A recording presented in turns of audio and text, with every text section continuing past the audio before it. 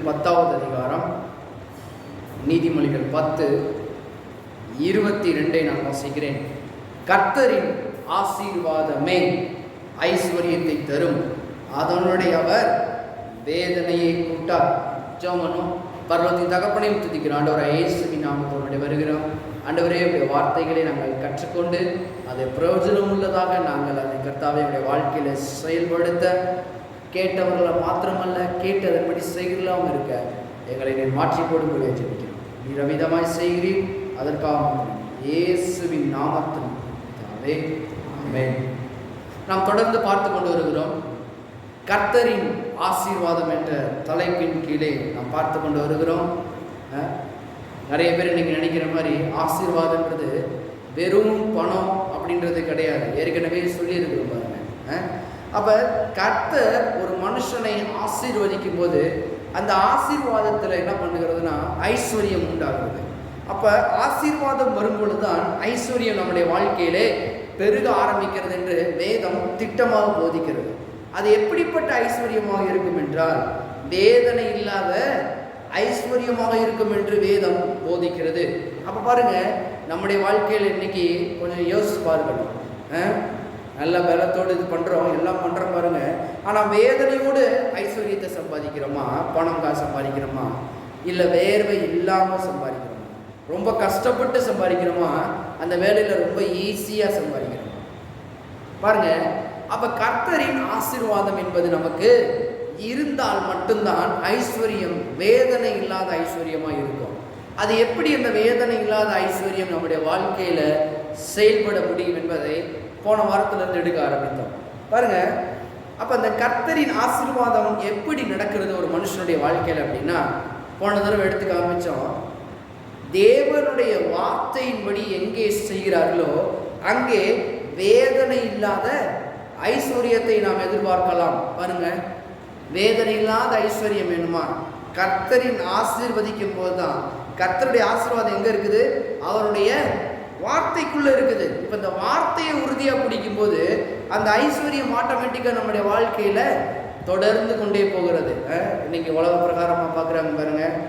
எனக்கு அது நடக்க மாட்டேங்குது, இது நடக்க மாட்டேங்குது, இது எப்படி நடக்கும், அது எப்படி முடிய போகுது பாருங்க. நம்ம கர்த்தர் மேலே நம்ம உறுதியாக ஒரு பிடிப்பு உண்டாகும் போது, அவருடைய வார்த்தையை உறுதியாக பிடிக்கும் போது பாருங்க, தேவன் என்ன பண்ணுறாருன்னா அப்படிப்பட்ட எல்லா ஐஸ்வர்யங்களும் நம்முடைய வாழ்க்கையில் ஈஸியாக கொண்டு வந்து சேர்க்கிறது தான் இந்த கர்த்தரின் ஆசீர்வாதம். அது எங்கே இருக்குதுன்னா கர்த்தருடைய வார்த்தைக்குள்ளே இருக்கிறது என்று வேதம் திட்டமாய் போதிக்கிறது பாருங்க. இன்னைக்கு நிறைய பேர் என்ன, கர்த்தர் ஆசீர்வதிக்கிறாரு, அது ஒரு பக்கம் இருக்கட்டும், ஆனால் அவர் எப்படி ஆசீர்வதிப்பார்? அவர் வானத்தில் இருக்கிறாரு, அவர் எப்படிங்க நம்மளை ஆசீர்வதிக்க முடியும்? மேலே இருந்து டம்முன்னு கொட்டவா முடியும்? பாருங்க, அவர் கொட்ட முடியாது, எதுவும் பண்ண முடியாது. ஆனால் தேவன் அவருடைய பொருட்களால் என்ன பண்ணியிருக்கிறார்? இந்த பூமியை நிரப்பி இருக்கிறார், சகலவற்றையும் நிரப்பி இருக்கிறார் நம்முடைய தேவன். பாருங்க, ஒரு வசனம், சங்கீதம் 104வது அதிகாரம், சங்கீதம் 104 24வது வசனம். கர்த்தாவே, உமது கிரியைகள் எவ்வளவு திரளாய் இருக்கிறது. அவன் பாருங்க, அதில் ஆச்சரியக்குறி வேற போட்டிருக்குது.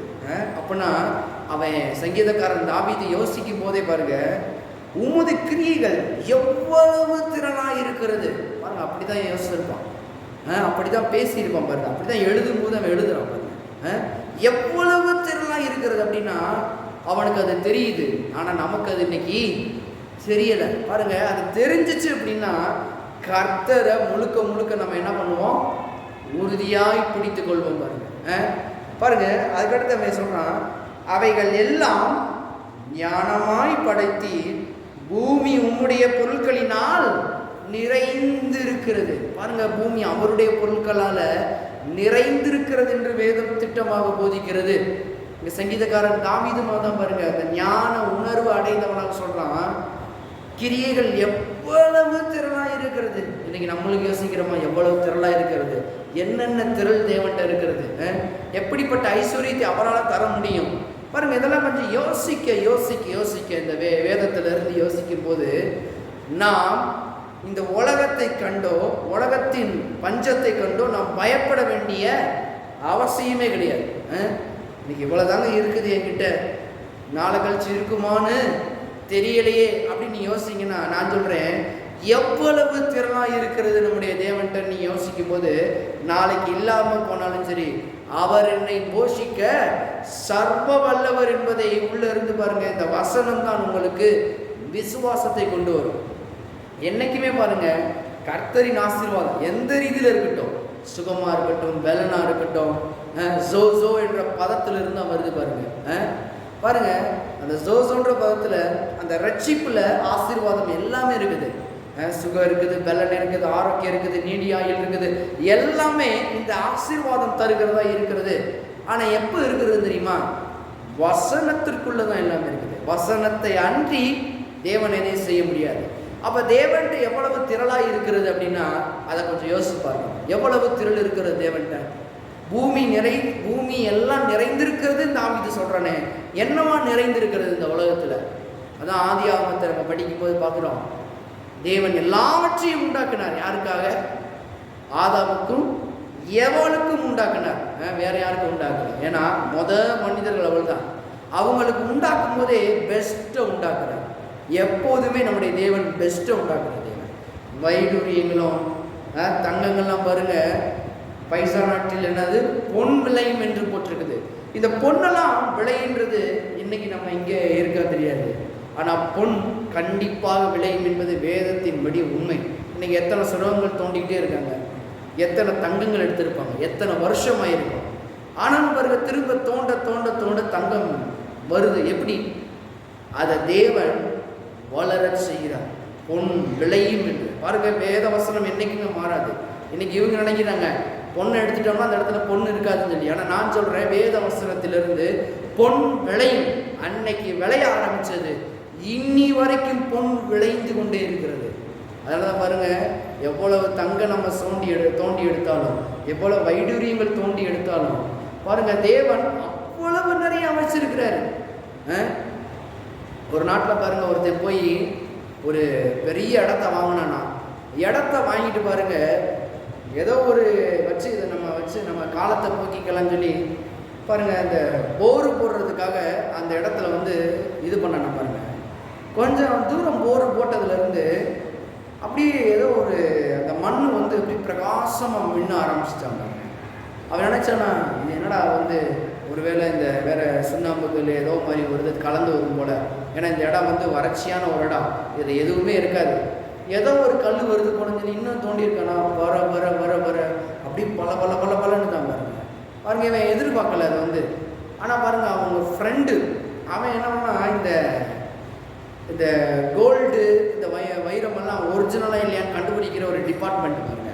அவங்க எங்கெங்கே இருக்குன்னு சொல்லி அந்த ஆராய்ச்சி பண்ணுற ஒரு நிறுவனத்தில் வேலை பார்க்குறாரு பாருங்க. இவர் என்ன பண்ணாருன்னா, அன்னைக்கு அவன் ஒரு ஃப்ரெண்டு பாருங்க, யதார்த்தமாக வரும்பொழுது, உன் வீட்டுக்கு போயிருந்தேன், நீ இங்கே இருக்கிறேன்னு சொன்னாங்க, இந்த இடத்துல என்ன பண்ணுற, இது ஒரு வறட்சியான ஒரு இடமாச்சே அப்படின்னு.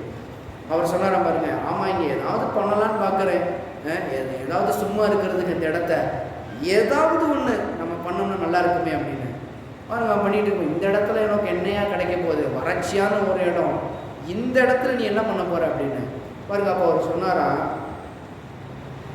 எனக்கு வறட்சியான இடம் தெரியும், ஆனால் இதை நான் இந்த இடத்த வாங்குறதுக்கு முன்னாடி பார்த்தோன்னே வேணான்னு தான் நினச்சேன். ஆனால் தேவன் என்கிட்ட சொன்னார், இதை நீ வாங்கு, உன் வாழ்க்கையே மாறும் அப்படின்னு. பாருங்க, அவர் எதிர்பார்த்தாரா, இந்த வறட்சியான நிலத்துக்கிட்ட நான் என்ன மாறப்போகிறேன் பாருங்க. அவர் அதை தட்டி கழிச்சுட்டாரா பாருங்க. 1 மாதம் 2 மாதம் பாருங்க, அந்த இடம் விற்காமே இருந்துச்சா. யாராரா பார்த்துட்டு போனாங்களா, பார்த்தவங்களா, இது வறட்சியான இடம், இதில் என்ன கிடைக்க போகுது, இதில் என்ன நடக்க போகுது எல்லாம் பாருங்க யோசிச்சுட்டு, விலையும் பாருங்க ரொம்ப சீப்பாக விற்கிறதுனால அவங்க யோசிச்சாங்களாம், எதோ தலையில் கட்டி விட பார்க்குறாங்க. இவங்க இந்த நிலத்துக்கெல்லாம் ஒன்றும் கிடையாது, விற்காது அப்படின்னு சொல்லி போயிட்டாங்க பாருங்க. அப்படி யோசிச்சுட்டு இருக்கும்போது இவரும் திரும்ப வேதத்தில் வாசிக்கிட்டு இருக்கும். ஆபிரகாம் லோத்தையும் பார்க்கும்போது, லோத்து செழுமையான இடத்தை கண்டு அவன் பாருங்க சோதம்குமாருக்கு போகிறான். ஆனால் ஆபிரகாமுக்கு வறட்சியான அந்த இடத்த பார்த்து, நீ எம்மட்டும் நடந்தது, நான் இந்த பூமியை உனக்கு என்ன பண்ணுகிறேன், உனக்கு தரேன்ற பாரு. இந்த வார்த்தை திரும்ப வருது. என்னடா வறட்சியான இதில் வந்து தேவன் எப்படி செழிப்பாக்கினார் ஆபிரகாம். இடங்கொள்ளாமல் போக மட்டும் தேவன் என்ன பண்ணார், ஆபிரகாம ஆசீர்வதிச்சாரு. லோத்துவின் மந்தை மேய்ப்பவர்களுக்கு ஆபிரகாமின் மந்தை மேய்ப்பவர்கள் என்னாச்சு, கலங்கம் உண்டாச்சு பாருங்க ரெண்டு பேரும். ஏன்னா இவர்கள் பூமி, இவருடைய செல்வம் பூமி தாங்கக்கூடாதுதான் இருந்தது. அந்த அளவுக்கு கர்த்தர் என்ன பண்ணார், ஆசீர்வதிச்சார். என்ன ஆண்டவரே, இந்த வறட்சியை வச்சு நான் என்ன பண்ண போறேன், ஒண்ணுமே இல்லை, பார்க்கறதுக்கு ஒண்ணுமே இல்லை ஆண்டவரே, இதுல என்ன இருக்க போகுது அப்படின்னு அன்னைக்கு நான் நினைச்சேன். ஆனா ஆண்டவர் சொன்னாரு, நீ போ அதை வாங்கு. என்ன ஆண்டவர், இருக்கிற சொற்பமான காசு அது ஏதாவது நல்ல ஒரு நிலத்தை வாங்கி போட்டாலும் எனக்கு பிரயோஜனமா, என் பிள்ளைக்கு பிரயோஜனமா இருக்கும். இதை போய் வாங்கி நான் என்ன பண்ண போறேன் அப்படின்னு பாருங்க. அவன் எதிர்பார்த்த மாதிரியே சரி ஆண்டவர் சொல்றாரு. அதனால தான் தேவனுடைய வார்த்தைக்கு கீழ்ப்படியும் போது அந்த வார்த்தையில நிறைய அற்புதங்கள் இருக்குது, நிறைய அதிசயங்கள் இருக்குது பாருங்க. அன்னைக்கு செம்படவன் தான், மீனவன் தான் அவ்வளவு பிரயாசப்படுறான், ஒன்றும் அகப்படவில்லை என்று அவன் சொல்றதை கவனிக்கிறான். ஆனால் பாருங்க ஆண்டவர் சொல்றாரு, ஆழத்தில் தள்ளி கொண்டு போய் வலைகளை போடுங்கள் அப்படின்றாரு. பாருங்க, வலையை போடுறான், வலைகளை போடலை, வலையைத்தான் போட்டான். வலையை போடுறான், ஆனால் ஏராளமான மீன்கள் சிக்கினது. எதனால, வார்த்தைக்கு கீழ்ப்படியும் போது. அதுவும் பகல் நேரத்தில் மீனே சிக்காது, மீன் வரவே வராது, மீன் மாட்டவே மாட்டாது. ஏன்னா சூரிய வெளிச்சத்தில் அப்படியே நேராக தெரியும். எந்த படகு போனாலும் படகுடைய ஷேடோ வந்து அப்படி கீழே விழுகும் பாருங்க. அப்போ மீன் ஜாக்கிரதையாகி உள்ள ஆழத்துக்குள்ளே போகுமே தவிர மேலே வராது. இரவு நேரங்கள்லாம் ஒன்றுமே தெரியாத கடல்ல இருந்து என்ன பண்ணும், மீன்கள் எல்லாம் மேலே வரும். ஆனால் ஆண்டவருடைய வார்த்தையின்படி போடும்போது பகல் கூட பாருங்க அந்த மீன் அதற்கு கட்டுப்பட்டு அவனுடைய வலைக்குள்ளே வந்து விழுகிறது பாருங்க. பாருங்க, இவரும் யோசிச்சாராம், இதுல என்ன நடக்க போகுது எனக்கு தெரியல, சரி ஆண்டவர் சொல்றாரு நான் வாங்கினேன் அப்படின்னு சொல்லி அவர் அந்த இப்படி நடந்ததை பத்தி அவர் சொல்லிட்டு இருந்தாராம். அப்பயும் பாருங்க, இதுல என்ன இருக்க போகுது, நான் என்ன பண்ணணும்னு எனக்கு தெரியல. இந்த லேண்டை வச்சு ஆண்டவர் வாங்க சொன்னாரு. சரி போராவது போட்டு ஓப்பன் போர் தோண்டிட்டு இருக்கேன். அங்கே பாரு என்னென்னமோ பலன்னு இருக்குது, என்ன கல்லோ என்ன இடமோ அது என்ன அப்படின்னு பாருங்க. இவர் பார்த்துட்டு அந்த ஃப்ரெண்டு பார்த்துட்டு ஆச்சரியப்பட்டு, ஏய் இந்த இடத்தையா இவ்வளவு நாள் நீ வாங்காம இருந்த, என்ன ஒரு அற்புதமான இடம் தெரியுமா அப்படின்னு இவர் சொன்னாரா. என்னை நீ என்ன பண்ணாத, ஓட்டாத, கலாய்க்காத, என்னையாப்பா இப்படி போய் இது பண்ற, நானே ஏண்டா வாங்கணும்னு ஆண்டவரை திட்டிக்கிட்டு இருக்கிறேன், நீ வேற என்கிட்ட வந்து என்னப்பா நீ வந்து அப்படின்னு பாருங்க. அவர் சொன்னாரா, நான் தங்கத்துலேயும் அந்த வைரத்தையும் ஒரிஜினலாக இல்லையான்னு பார்க்குற டிபார்ட்மெண்ட்டில் ஒர்க் பண்ணுறேன். நீங்கள் தோண்டும் போது இங்கே பலன்னு தெரியுது பார்த்தியா, அது என்னன்னு உனக்கு தெரியுமா அப்படின்னா. என்னங்க அந்த கல் ஒன்றோட ஒன்று சேரும்போது இந்த சுண்ணாம்பு கல் இந்த மாதிரி நிறைய கல் என்ன வறட்சியான ஒரு இடம், என்னத்தையே தட்டி மோதும்போது மேலே வந்திருக்குது அப்படின்னு. அதுதான் நீ நினைக்கிறது தப்பு டியர் ஃப்ரெண்ட் அப்படின்னு சொன்னாரா. நண்பா, இந்த கல் ஒரு கல்லே விலை மதிக்க முடியாத ஒரு கல் நண்பா அப்படின்னாங்க. என்ன சொல்ற, இதுல என்ன இருக்குது, இது என்ன கல் அப்படின்னு. தங்கத்தை காட்டிலும் ரொம்ப விலையேற பெற்றதுதான் இந்த கல். இந்த கல் ஒரு கல்லே வந்து பல கோடி ரூபாய்க்கு தேரும். இந்த செதறி கிடக்கு பாரு, இந்த தூள்களே அவ்வளவு கோடி ரூபாய் தேரும். பெரிய பெரிய ராணிகளும் பெரிய பெரிய மந்திரிமார்களும் அணியக்கூடியது தான். பல கோடி லட்சம் பில்லியன் கணக்கான ரூபாய்களை கொடுத்து வாங்கக்கூடியது இந்த தான். இதைத்தான் நாங்கள் ஆராய்ச்சி பண்ணிக்கிட்டு இருக்கோம், எங்கே கிடைக்கும் எங்கே இருக்குன்னு சொல்லி. சொற்பமாக கிடைக்கிற ஒரு இடம் தான் அந்த இடம். அதனால தான் இதுக்கு விலை ரொம்ப இது. ஆனால் நீ நினைச்ச பாரு, இதில் என்ன கிடைக்கும்னு. ஆண்டவருக்கு கோடி நன்றி சொல்லு. இந்த இடமே உனக்கு பணக்காரர் ஆக்கின இடம். தேவன் சொன்ன வார்த்தை என்ன பண்ணியிருக்காரு, உனக்கு நிறைவேற்றி கொடுத்துருக்கிறாருப்பா அப்படின்னாரு பாருங்க. அப்போ அவன் எடுத்தான பாருங்க, அந்த கல் எடுத்து காமிச்சானோ, இதில் எவ்வளவு போகும். இந்த ஒரு கல்லே நீ பல கிராமங்களையும் பல நகரங்களையும் விலைக்கு வாங்கலாம் அப்படின்னாரு. அங்கே நிறைய அப்படி செதறி கிடக்குதான் பாருங்க. அவர் யோசிச்சாராம், தேவன் எப்படியும் உன்னை உயர்த்துவதை அவரால் முடியும். நீ மட்டும் இதை வாங்காம போயிருந்தேன்னா உன் நிலைமை இன்னும் கீழே தான் இருக்குமே தவிர, நீ ஆண்டவருடைய வார்த்தைக்கு கீழ்ப்படிச்ச பத்தியா. அதனால இந்த இடத்துல இருந்து நீ பணக்காரனை மாறிட்ட, நான் உனக்கு இதை எப்படி செய்யணுன்றதை நானே சொல்லித்தரேன், எப்படி பண்ணணும், எப்படி விற்கணும். நல்ல வேலை வேற ஒருத்தர்கிட்ட போனால் உனக்கு பல ரூபா கோடிக்கணக்கில் நஷ்ட ஈடு இவ்வளோ தாங்க போகும்னு சொல்லியிருப்பான். இது தங்கத்தை காட்டிலும் விலையேற பெற்றது, நான் உனக்கு எப்படின்னு சொல்லித்தரேன். பாருங்க, தேவன் அவனை ஆசீர்வதிக்கிறது மாத்திரமல்ல, அதை கரெக்டாக போய் சேர்க்கக்கூடிய ஆளை என்ன பண்ணார், கரெக்டாக கொண்டு வந்து சேர்த்து கொஞ்ச நாளுக்கு அப்புறம் பாருங்க, அந்த இடமே, அந்த இடத்துல இருந்து பார்க்கறதுக்கு ஆயிரக்கணக்கான வல்லுநர்களும் வராங்களாம். இந்த கல் கிடைக்காத கல் அங்கே எப்படி இது இங்கே கிடச்சிச்சு, எப்படி என் கண்ணுக்கு அந்த நிறைய பேர் வாங்க வந்துட்டு வறட்சியான போனாங்களே, அவங்களாம் வாயிலே வயிற்றுலே படிக்கிறாங்க, ஐயோ எனக்கு எப்படினாலும் கொடுங்க, கோடிக்கணக்காக கொடுக்குறேன் இந்த இடத்த, எவ்வளவு ட்ரில்லியன்னாலும் நான் கொட்டுறேன், இந்த இடத்த மட்டும் எனக்கு கொடுங்கயா அப்படின்னு பாருங்க. அப்போ யாருக்கு தேவன் இந்த அற்புதத்தை செய்ய முடியும் அப்படின்னா, வார்த்தைக்கு கீழ்ப்படுகிறவங்க. அவர் சொன்னாராம் பாருங்க, எப்படி இந்த இடத்த வாங்கினீங்க, உங்களுக்கு ஏற்கனவே தெரியுமா அப்படின்னு சொல்லி நியூஸ்லாம் கேட்குறாங்க. அவர் சொல்கிறாரு பாருங்க, எனக்கு இந்த இடத்த பற்றியும் தெரியாது, இது வறட்சியான இடம் தான் எனக்கு தெரியும். ஏன்னா அஸ் அ ஹியூமன் பீங், நான் ஒரு மனுஷன், கண்ணால் பார்க்குறத வச்சு நான் வறட்சின்னு நினச்சி நான் வாங்கலை முதல் தடவை. ஆனால் ஆண்டவர் என்ன பண்ணார்னா, இதை வாங்குன்னு சொன்னார். ஆபிரகாமுடைய சில இதிலிருந்து பேசினார், சில காரியங்கள் வசனத்திலிருந்து எனக்கு கொடுக்கப்பட்டுச்சு, இதை வாங்குன்னு சொன்னார். நான் என்ன பண்ணேன், அவருடைய வார்த்தைக்கு கீழ்ப்படுத்தேன், இப்போ இதை வாங்கினேன். இப்போ அவங்க முன்னாடி பணக்காரர் எல்லாம் போட்டு ஜம்முன்னு இருந்தாங்க பாருங்க. இருக்கிற முதலாம் பாருங்கள், அந்த ட்ரெஸ்ஸெல்லாம் ஒரு மாதிரி நம்ம நார்மலான ட்ரெஸ்ஸு, இப்போ ஜம்முன்னு போட்டு நல்ல காரில் வந்து அந்த ஒரு கல்லை விற்றதுக்கே அவ்வளவு பணக்காரராக மாறிட்டார். இப்போ அவர் வந்து பாருங்கள் 1வது லிஸ்ட்டில் பெரிய பணக்காரர் ஆகிட்டார். அவர் சொல்கிறாரு, ஆண்டவருடைய வார்த்தைக்கு எவன் கீழ்ப்படுகிறானோ அவனுக்கு எல்லா நன்மையும் வந்து சேரும் அப்படின்னு. இப்போ நான் சொல்லுகிறேன், இன்றைக்கி கேட்டுக்கொண்டிருக்கிற உங்களுக்கு இந்த வார்த்தை வெறுமையான வார்த்தை கிடையாது.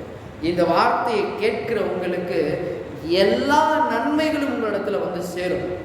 சேர முடியாதுன்னு இல்லை, கண்டிப்பாக சேரும். எப்போ சேரும், வார்த்தைக்கு கீழ்ப்படியும் போது பாருங்க, எல்லா நன்மைகளும் வந்து சேரும். அதனால பாருங்க, எல்லா ஆசீர்வாதங்களும் கர்த்தட்ட இருக்குது. சுகமாக இருக்கலாம், பலனாக இருக்கலாம். பாருங்க, ஆசீர்வாதம்னு நிறைய பேர் நினைக்கிறாங்கன்னா வெறும் காசு பணம் இல்லை. சுகன்றது ஒரு ஆசீர்வாதம், செழிப்பு ஒரு ஆசீர்வாதம். பாருங்க, எல்லாமே அந்த ஆசீர்வாதத்துக்குள்ள ஜோன்ற பதத்திலிருந்து வருது. அதனால தான் கவனமாக கவனிக்கணும், நம்ம எங்கே போகிறோம், எந்த வார்த்தையை கேட்குறோன்ற ரொம்ப கவனமாக இருக்கணும். பாருங்க, இந்த ஆசீர்வாதம், கர்த்தரின் ஆசீர்வாதமே ஐஸ்வர்யத்தை தரும். நம்மளுக்கு ஐஸ்வர்யத்தை சம்பாதிப்பதற்குரிய எண்ணத்தை கொடுக்குறார், பலனை கொடுக்குறார் என்று நம்ம வாசிக்கிறோம். அப்போ அந்த பலனுக்கு எங்கே இருக்குது, பலனில் சுகம் அடங்கி இருக்குது. சுகம் இருந்தால் தான் பாருங்க, இன்னைக்கு நீங்கள் போய் இன்னைக்கு இருக்கிறீங்க, தினைக்கும் போனால் தான் வேலை அப்படின்னா, ஒரு நாள் போகாட்டினா சம்பளம் உங்களுக்கு வீட்டுக்கு வந்து கொடுத்துருவாங்களா? கொடுக்க மாட்டாங்க. ஏன்னா அன்றைக்கி நீங்கள் என்ன பண்ண, வேலைக்கு போகல. ஏன் போகல, சுகவீனமாக இல்லைன்னு போக முடியாது. ஆனால் கர்த்தர் சொல்கிறாரு, சம்பாதிப்பதற்குண்டான பலனை உனக்கு தருகிறேன். அவர் தான் பாருங்க, அந்த சம்பாதிப்பதற்குண்டான பலத்தையும் தருகிறவர் நம்முடைய தேவன். அதனால தான் பாருங்கள், ஆண்டவருக்கு கோடி நன்றி சொல்லணும். ஒவ்வொரு நாளும் வேலைக்கு போயிட்டு வரும்போது நல்லா ஆரோக்கியமாக இருந்து நல்ல வேலையை முடிச்சுட்டு வீடு திரும்புகிறேன் அப்படின்னா, கர்த்தாவே கோடி ஸ்தோத்திரம், இன்னைக்கு இந்த சம்பாதிப்பதற்குண்டான பலனை தந்தீரே, உமக்கு ஸ்தோத்திரம்னு சொல்லுங்க பாருங்க. இதெல்லாம் ரொம்ப முக்கியம். ஸ்தோத்திரத்தினால் கிருபை பெருகும் என்று வேதத்தில் வாசிக்கிறோம். அப்போ இதெல்லாம் யோசிக்கணும், எங்கேருந்து வருது. அப்போ சுகன்றது ஆசீர்வாதம் தான். இந்த சுகத்தினால தான் ஆசீர்வாதத்தை சம்பாதிக்கக்கூடிய போகுது பாருங்க. நல்லா வீட்டில் உட்காந்துட்டோம்னா தேடி வந்து யாராவது சாப்பாடு கொடுக்க போகிறாங்கன்னா, ஏன்னா அந்த உலகம் அப்படிப்பட்ட உலகம். இன்னைக்கு சொந்த பந்தமும் சரி, யாராக இருந்தாலும் சரி, காசு இருந்தால் பக்கத்தில் வா, இல்லைன்னா தூரமாக போ. பாருங்கள், இன்றைக்கி உலகம் அப்படி மாறிடுச்சு. அவங்கள குத்தம் சொல்ல முடியாது. ஆனால் பாருங்கள், உலகம் வேறு மாதிரி மாறிக்கிட்டே இருக்குது. ஆனால் கர்த்தர் சொல்கிறாரு, நான் என்றைக்குமே மாறாதவராக இருக்கிறேன். என் வார்த்தைக்கு கீழ்ப்படியும் போது எல்லா நன்மைகளும் உனக்கு வந்து சேரும். அதனால சொல்கிறாங்க பாருங்கள், என் கையை ஊண்டி தான் நான் என்ன பண்ண போகிறேன், பிழைக்கணுங்கய்யா. நிறைய பேர் சொல்லுவாங்க பாருங்க, ஏன் தன் கையே தனக்கு உதவின்னு ஒரு பழமொழி சொல்கிறாங்க பாருங்க. நான் அன்னைக்கு வேலைக்கு போனால் தாங்க ஐயா சோறு, அன்னைக்கு வேலைக்கு போனால் தான் பாருங்கள். ஏன் அப்படி சொல்கிறாங்க, ஏன்னா அன்றைக்கி வேலைக்கு போனால் தான் இந்த உலகத்தில் என்ன பண்ணுவான், அந்த நாளுக்குரிய காசை உங்களுக்கு கொடுப்பாங்க. கர்த்தர் சொல்கிறாரு, நீ வேலைக்கு போ, சம்பாதி, ஆனால் அந்த வேலையில் என்ன பண்ணுறேன், உனக்கு சுகத்தின் ஆசீர்வாதத்தை தந்தது மாத்திரமல்ல, ஒரு பலத்தையும் தரேன்.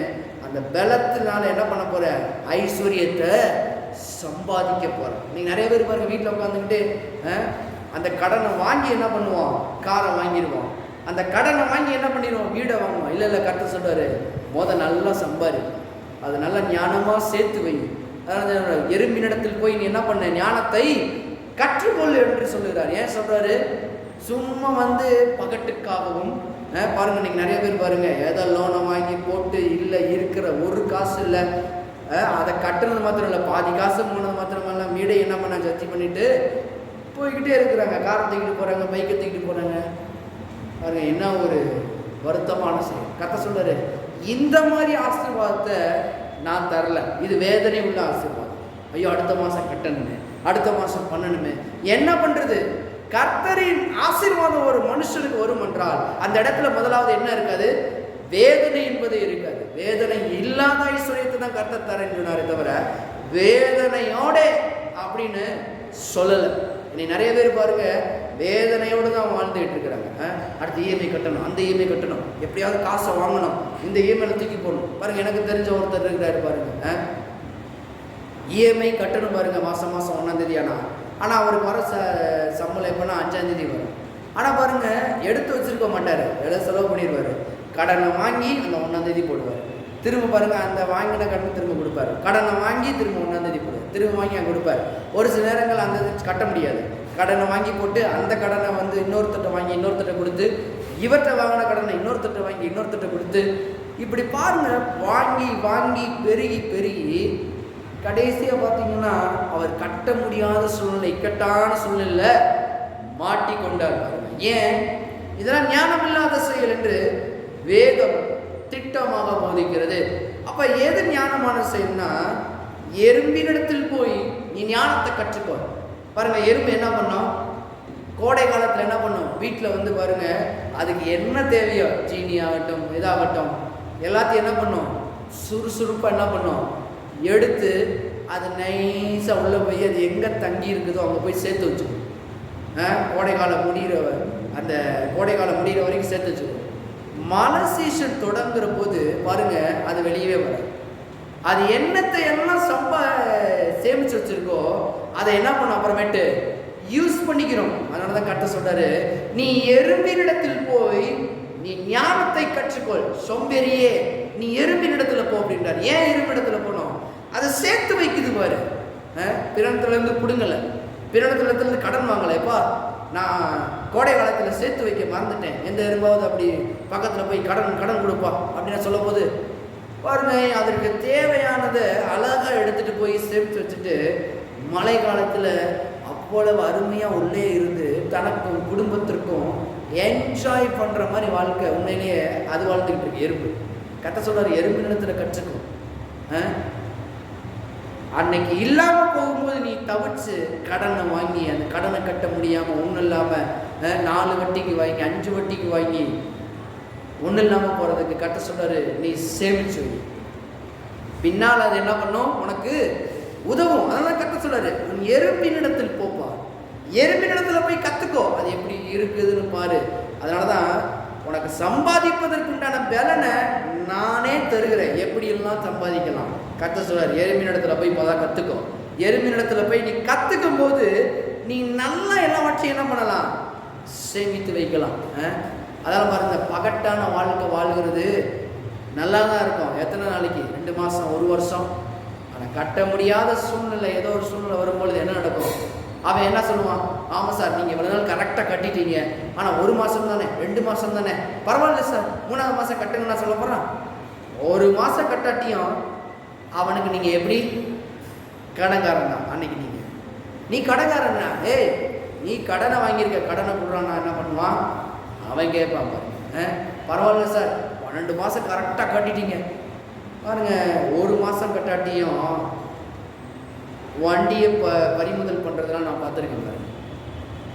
1 வருஷம் ஒருத்தர்லாம் டியூ போட்டார் வண்டிக்கு, அந்த ஒரு வருஷம் முடிகிறதுக்கு முன்னாடி 1 மாதம் தான் இருக்குது. கடைசியாக அவரால் கட்ட முடியல. ஏன்னா அவர் வந்து ஒரு கை வந்து ஃப்ராக்சர் ஆயிடுச்சு. அதனால் அந்த கைக்கு செலவழிக்கிறதுக்கு நிறைய காசு போயிடுச்சு பாருங்கள். அந்த மாதம் கட்ட முடியல. ஏன்னா அவருக்கு அந்த ஞாபகம் இல்லை.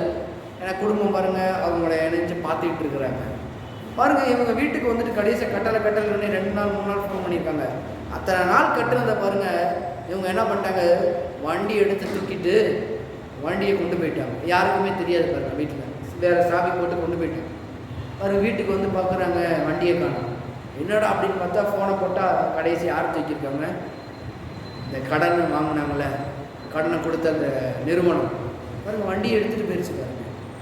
ஏன் அப்படின்னா அவங்களுக்கு தேவை இது வேதனை உள்ள ஐஸ்வர்யம் பாருங்க. கர்த்தர் சொல்றாரு, உனக்கு நான் வேதனை இல்லாத ஐஸ்வர்யத்தை நான் உனக்கு தரேன். என்னைக்குமே நீ கடன் வாங்காதிருப்பாய், அநேக சாதிகளுக்கு கடன் கொடுப்பாய். அப்ப கடன் கொடுக்கிற வாழ்க்கையை தான் கர்த்தர் விரும்புகிறார். என்னைக்குமே கர்த்தர் கடனை கொடுக்கிறதுக்கு தான் விரும்புகிறாரே தவிர கடன் வாங்குகிற மக்களாக நம்மளை என்ன பண்ண முடியாது, ஒரு நாள் அவர் விரும்புகிறதே இல்லை.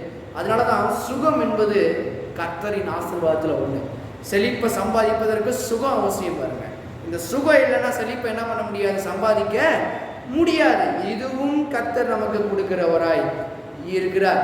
வேணா திருப்புங்க ஒரு வசனத்துக்காக, யோவான் 4வது அதிகாரம், யோவான் 4.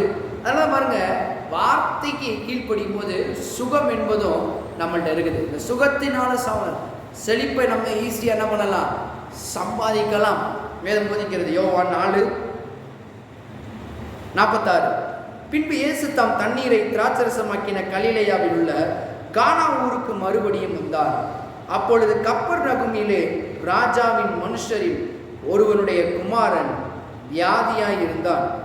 இயேசு யூதேயாவில் இருந்து கலிலேயாவுக்கு வந்தார் என்று அந்த மனுஷன் கேள்விப்பட்ட போது, இவன்கிட்ட இல்லாத காசா, இவன்கிட்ட இல்லாத பணமா, இவன் ஒரு ராஜா பாருங்க, ஆனா அவன்கிட்ட என்ன இல்லை,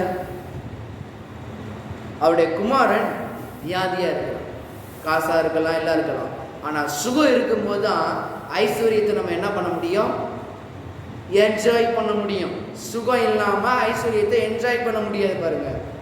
இன்னைக்கு நிறைய பேர் பாருங்க, சுகரை வச்சுக்கிட்டு முன்னாடி லட்டை வச்சா நிறைய சுகர் ஏறினவங்க என்ன பண்ண மாட்டாங்க, லட்டை தொட மாட்டாங்க. ஏன், அவங்களுக்கு என்ன இருக்குது, சுகர் அதிகமாக இருக்குது. அவங்க சொல்லியிருக்காங்க, டாக்டர் சொல்லியிருக்காங்க, இனி நீ என்ன பண்ணக்கூடாது, அதை பார்க்குறதும் சரி, வாயில் டச் பண்ண உடனே அதை டச் பண்ணிடும் அப்படின்றாரு பாருங்க. லட்டு இருக்கலாம், எல்லாம் இருக்கலாம், ஆனால் பார்க்கலாம், ஆனால் என்ன பண்ண முடியாது, சாப்பிட முடியாது. அதே மாதிரி இங்கே ஒரு ராஜாவின் குமாரன் எல்லாவற்றையும் இருக்குது, ஆனால் குமாரன் மரண அவஸ்தையாக இருப்பான். இந்த ஐஸ்வர்யத்தை ஒன்றும் பண்ண முடியல. அதனால தான் கர்த்தரின் ஆசீர்வாதம் எல்லா ரீதியிலையும் நமக்கு இருக்கணும். எல்லா ரீதியிலும் இருக்கும்போது தான் எல்லாவற்றையும் என்ஜாய் பண்ண முடியும் பாருங்க நம்மளால. இங்கே பாருங்க, ராஜாவின் மனுஷனுடைய ஒருடைய குமாரன் வியாதியாக இருந்தான். இயேசு யூதேயாவில் இருந்து கலிலேயாவுக்கு வந்தார் என்று அந்த மனுஷன் கேள்விப்பட்ட போது அவரிடத்திற்கு போய் தன் மகன் மரண அவஸ்தையாய் இருந்தபடியினாலே அவனை குணமாக்கும்படிக்கு வர வேண்டும் என்று அவரை வேண்டிக் கொண்டான். அப்பொழுது இயேசு அவனை நோக்கி, நீங்கள் அடையாளங்களையும் அற்புதங்களையும் காணாவிட்டால் விசுவாசிக்க மாட்டீர்கள் என்றார். பாருங்க, இங்க ஆண்டவர் உன்னை கற்றுக் கொடுக்கிறார் அந்த ராஜாவுக்கு. நீ நினைக்கிற நான் வந்து கையை வச்சு நான் வந்தா அவன் மரண அவசரம் விடுதலையாமா சுகமாவும் நினைக்கிற. ஆனா நீ அற்புதத்தையும் அதிசயத்தையும் பார்த்தா தான் நம்புற தவிர பார்க்காம நீ நம்ப மாட்ட. நான் சொல்றேன், என் வார்த்தையே உனக்கு போதுமான ஒண்ணு. ராஜாவுக்கு அங்க இயேசு ஒரு கற்றுக் கொடுக்கறத பாருங்க. நீ அந்த வேதவசனம் அப்படி சொல்லுது பாரு, 48. அப்பொழுது இயேசு அவனை நோக்கி, நீங்கள் அடையாளங்களையும் அற்புதங்களையும், அடையாளத்தையும் அற்புதத்தையும் பார்த்தாதான்ப்பா நீ விசுவாசிப்ப, நீ நம்புவ. ஆனா நான் உனக்கு சொல்றேன், அதை காட்டிலும் மேலான ஒன்றை நான் உனக்கு இன்னைக்கு கற்றுக் கொடுக்குறேன் சொல்லி ஆண்டவர் அங்க சொல்றத பாருங்க. 49. அதற்கு ராஜாவின் மனுஷன், ஆண்டவரே, என் பிள்ளை சாகிறதற்கு முன்னே வர வேண்டும் என்றான். சாகிறதுக்கு முன்னே வந்தீங்கன்னா ரொம்ப நல்லா இருக்கும். நீங்க வந்தா மட்டும் போதும் ஆண்டவரே. அப்பயும் பாருங்க, நீங்க வந்துட்டீங்கன்னா சரியாயிடும்.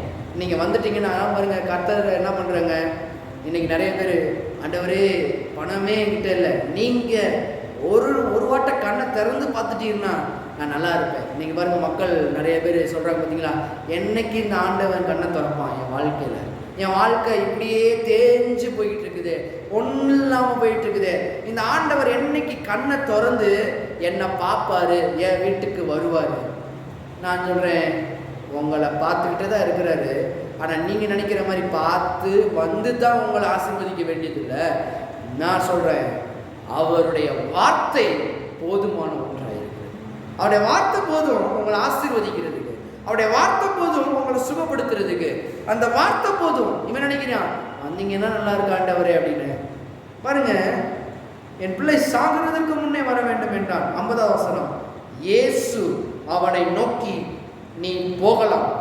பாருங்க, அவ்வளோ தூரம் கெஞ்சினான், அவ்வளோ தூரம் பண்ணுறான், ஆண்டவரே நீங்கள் வாங்க, ஆண்டவரே நீங்கள் வாங்க, நீங்கள் வந்தீங்கன்னா சாகிறதுக்கு முன்னே விளைச்சிக்கிருவான்ல, ஆண்டவரே நீ வாங்க. அவன்கிட்ட இல்லாத பணமா, அவன்கிட்ட இல்லாதான். ஆனால் பாருங்க, இந்த சுகத்தை வச்சு தான் இந்த இந்த பணத்தை கூட நம்ம என்ன பண்ண முடியும்,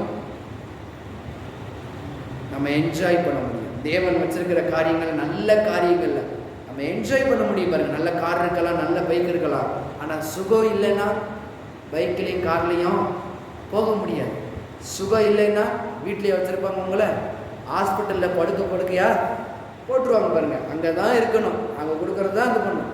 ஆனால் நல்லா இருந்தோம்னா தேவன் நம்மளுக்கு என்னெல்லாம் கொடுக்குறாரோ, நல்ல ஐஸ்வர்யத்தோட ஆரோக்கியத்தோட என்ன வேணுமோ சாப்பிட்டு என்ன பண்ணலாம், நிம்மதியாக வாழலாம். அதான் ஆண்டவர் விரும்புகிறது. பாருங்கள், இவன் பாருங்க எல்லாம் இருக்குது, ஆனால் சுகம் இல்லை. சுகம் இருந்தால் என் பிள்ளை நல்லா இருப்பான், எனக்கு பின்னாடி அந்த ராஜாவுடைய நல்ல ஆளுகை செய்வான், அவனும் அந்த ஐஸ்வர்யத்தை கட்டி பாதுகாப்பான். பாருங்க, அதோட அப்பா ஸ்தானத்தில் யோசிங்க. பாருங்க, அவனுக்கு எவ்வளவு எண்ணங்கள் ஓடிடு. என் பிள்ளை தான் அடுத்த வாரிசு, என் பிள்ளை தான் எல்லாம் பண்ணணும், எனக்கு அடுத்து என் பிள்ளை எல்லாமே பார்த்துக்கணும், அவனுக்கு நான் சொல்லி கொடுக்கணும், அவனுக்கு நான் எல்லாம் பண்ணணும். பாருங்க, அநேக காரியங்கள் ஓடுது. அந்த ராஜான்ற அடுத்த ராஜாவுக்கு ஒரு குமாரன் இருக்கிறான், அவன் எல்லாவற்றையும் ஆளுகை செய்யணும், மக்களை நல்லா வழி நடத்தணும். இதற்கு அவன் என்ன பண்ணணும், இருக்கணுமே. வெறும் செல்வம் இருந்து ஒரு பிரயோஜனமும் கிடையாது. அவன் சுகமா இருந்தா செல்வத்தை என்ன பண்ணுவான், சரியா பண்ணுவான், சரியா அதை யூஸ் பண்ணுவான். பாருங்க, அவன்கிட்ட சொல்றான் பாருங்க, ஆண்டவரே வாங்க, ஆண்டவரே இங்கே ஆண்டவரே அவன் சொல்றான். ஆனா ஆண்டவர் என்ன சொல்றாரு, இயேசு அவனை நோக்கி 50ஆம் வசனம், நீ போகலாம். என்ன சொல்ல போறாரு, அவன் நினைச்சிருப்பான், சரி இவளை கூப்பிடுறான் வந்துருவாரு அப்படின்னு. ஆனா என்ன சொல்றாரு, நீ போகலாம், உன் குமாரன் பிழைத்திருக்கிறான் என்றார். பாருங்க, இவன் நினைச்சிட்டு வந்தது வேற, அடையாளங்களையும் அற்புதங்களும் நடக்கும், என்ன ஒன்று நம்ம நடந்துற போது. ஏற்கனவே ஒரு மரித்து போன ஒரு குமாரத்திய உயிரோடு எழுப்பினார், எனக்கு அப்படி பண்ணுவார் அப்படின்னு. பாருங்க, அவன் விசுவாசம் நிச்சயம் வந்துருவார்னு அவன் விசுவாசம். இவனுடைய விசுவாசம் என்ன, அற்புதங்களையும் அடையாளங்களையும் இவர் செய்வார். ஆனால் இவர் யாருன்னு, இவருடைய வார்த்தை என்னன்னு அவனுக்கு புரியலை. பாருங்க, இவர் வார்த்தையின் ரூபமானவர் என்றது அவனுக்கு புரியலை. இவர் சுகத்தை தருகிறவன், அற்புதம் அடையாளங்கள் எப்படி நடக்குன்றதை மறந்துட்டான். நீங்க நிறைய பேர் பாருங்க, அற்புத அடையாளங்கள் நடக்கும் கூட்டம், யாரு அற்புதத்தை செய்யறது, யாரு அடையாளத்தை செய்யறது, இயேசுதான் அதை செய்ய முடியும். எந்த ஒரு போதகரும் செய்ய முடியாது. ஏன்னா போதகர் என்ன பண்றாரு, ஒரு மனுஷன் தான், அவர்கிட்ட இருந்து எதுவும் வரதில்லை. ஆனா உள்ள இருக்கிற தேவ ஆவியானவர் மூலமாக, இயேசுவின் மூலமாக எல்லாம் மாறும். எப்ப மாறும், உள்ள இருந்து. அதனால பாருங்க, இயேசு ஒரு மனுஷன், இயேசுவாகிய வார்த்தையை எந்த மனுஷன் பிடிக்கிறானோ அந்த மனுஷனுக்கு எதுவுமே குறைவுபடாது. இங்க பாருங்க, உன் குமாரன் பிழைத்திருக்கிறான் என்றால் அந்த மனுஷன், எல்லாம் சேர்ந்து வாசிங்க, இயேசு சொன்ன வார்த்தையை நம்பி போனான். இன்னைக்கு எத்தனை பேர் நம்பி போறீங்க வீட்டுக்கு? நான் நம்பி போறேன் ஆண்டவர், உங்க வார்த்தை போதும், எல்லாவற்றையும் மாற்றி அமைக்கும். நான் எண்ணத்துல ஏங்குறேனோ, எண்ணத்துக்காக சில நேரங்கள் ஜெபம் பண்ணிக்கிட்டு இருக்கேனோ, அந்த காரியங்கள் நம்முடைய வார்த்தை மாற்றி அமைக்கும். நான் நம்புகிறேன்னு அவன் வார்த்தையை நம்பி போறானோ அவனுக்கு பாருங்க அந்த விடுதலை இல்லை. பாருங்க, வார்த்தையை நம்பி போனான், அற்புத அடையாளங்களை விட்டுவிட்டான், எல்லாம் விட்டுவிட்டான். ஏன்னா அவர் என்ன சொல்லுகிறாரோ அதன்படி செஞ்சா என்ன நடக்கும்? ஆசீர்வாதம். அதனால தான் போட்டிருக்குது அங்கே நீங்கள் வரும்போது பாருங்களேன். அதனால தான் நல்லா கவனிங்க. ஏன் நம்பி போனான்னு தெரியுமா? எந்த அடிப்படையில் நம்பி போனான் அப்படின்னா, இவனுக்கு ஏற்கனவே தெரியும். 46வது வசனத்தை பாருங்கள். பின்பு இயேசு தம் தண்ணீரை திராட்சரசமான மாக்கின கலிலேயாவில் உள்ள கானா ஊருக்கு மறுபடியும் வந்தார். அங்கத்தான் இந்த ராஜா குமாரன் வியாதியா இருந்தான். ஏன்னா உலகம் முழுவதும் இது பரம்பிற்று. வெறும் தண்ணீரை திராட்சரசமா அவர் மாற்றினார். எப்படி மாற்றினாரு? அவர் சொன்ன வார்த்தைக்கு கீழ்ப்படியும் போது வெறும் தண்ணீர் திராட்சரசமா மாறிடுச்சு. இவனுக்கு தெரியும், வார்த்தைக்கு கீழ்ப்படிச்சா தண்ணீர் என்னவா மாறிடும்? திராட்சரசமா மாறும். அங்கேயும் பாருங்க, ஐஸ்வர்யத்தை உண்டாக்குகிறார். குறைவு இருக்குது, நிறைவாய் மாற்றி அமைக்கிறார் நம்முடைய தேவன். அவனுக்கு அதான் தெரியுது, இவர் எந்த குறைவாய் இருந்தாலும் நிறைவாய் மாற்றி அமைக்க இவராலே முடியும் என்பது இந்த ராஜாவுக்கு தெரியும். ஆனா என்ன பண்றான்? அற்புதத்தையும் அடையாளத்தையும் முடிக்கிறானே தவிர வார்த்தை ரொம்ப முக்கியன்றத என்ன பண்ணான்? மறந்துட்டான் கொஞ்சம்.